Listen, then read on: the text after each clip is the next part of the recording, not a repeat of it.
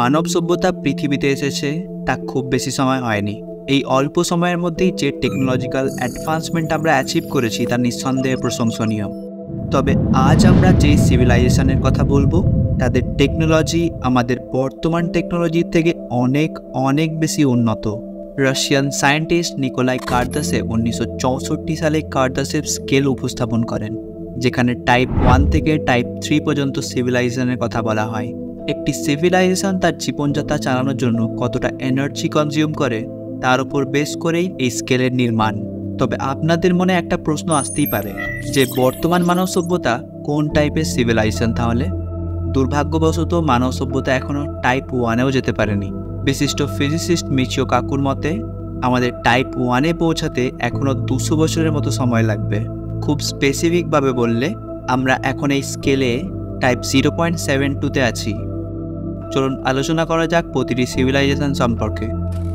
Type 1 civilisation, এটিকে গ্রহীয় সভ্যতাও বলা হয়, কারণ এই সভ্যতা তার গ্রহের সমস্ত শক্তি ব্যবহার করতে সক্ষম। সূর্যালোক, বায়ু, সমুদ্রের ঢেউ, আগ্নেয়গিরি, এমনকি ভূমিকম্প থেকে পাওয়া শক্তি।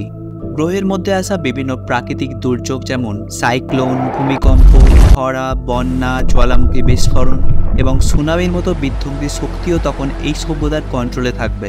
কল্পনা করুন এমন একটি পৃথিবী যেখানে কখনো বিদ্যুৎ শক্তির ঘাটতি হবে না, প্রাকৃতিক দুর্যোগ বা অনাহারে কোনো মানুষ বা প্রাণীর মৃত্যু ঘটবে না।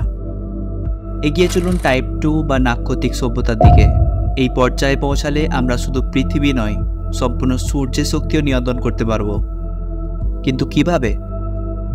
বিজ্ঞানী ফ্রিম্যান ডাইসনের প্রপোজ করা ডাইসন স্ফিয়ার নামক এক বিশাল স্ট্রাকচার, যা পুরোপুরি সূর্যকে ঘিরে শক্তি শোষণ করবে। ভেবে দেখুন এমন একটা সময় যখন আমাদের কাছে থাকবে সূর্য থেকে আসা অফুরন্ত জ্বালানি, তৈরি হবে বিশাল স্পেসক্রাফট যার মাধ্যমে আমরা অন্য গ্রহে মুহূর্তের মধ্যে পৌঁছাতে পারব। সোলার সিস্টেমের প্রতিটি গ্রহের ওপর থাকবে আমাদের কন্ট্রোল। টেরাফর্মিংয়ের মাধ্যমে আমরা অন্য গ্রহকে বাসযোগ্য বানাতে পারবো। তখন আমরা পরিণত হব মাল্টিপ্ল্যানেটারি বিইংয়ে। তবে এই পর্যায়ে পৌঁছাতে আমাদের কয়েক হাজার বছর লাগতে পারে। 2015 সাল থেকে সায়েন্টিস্টরা ট্যাবি নামক একটি স্টারের মধ্যে অদ্ভুত আচরণ দেখছে। সেই স্টার থেকে আসা লাইট মাঝে মধ্যে 20% কমে যাচ্ছে, আবার কিছু সময় পর বেড়েও যাচ্ছে। একটি প্ল্যানেটের পক্ষে স্টার থেকে আসা লাইটের 20% কমানো কখনো সম্ভব নয়। কিছু সায়েন্টিস্টদের অনুমান ট্যাবি স্টারকে ঘিরে কোনো এলিয়ান মেগা স্ট্রাকচার যেমন ডাইসন স্ফিয়ার থাকতে পারে।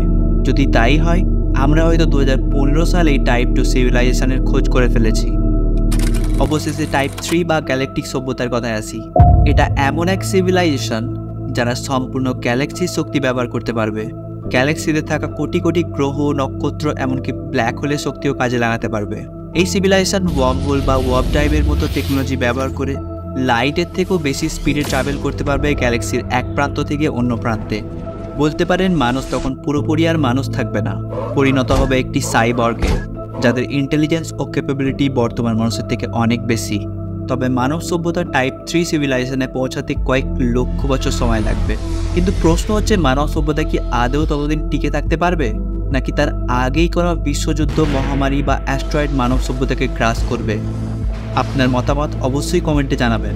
ভিডিওটা সম্পূর্ণ দেখার জন্য আপনাকে অসংখ্য ধন্যবাদ।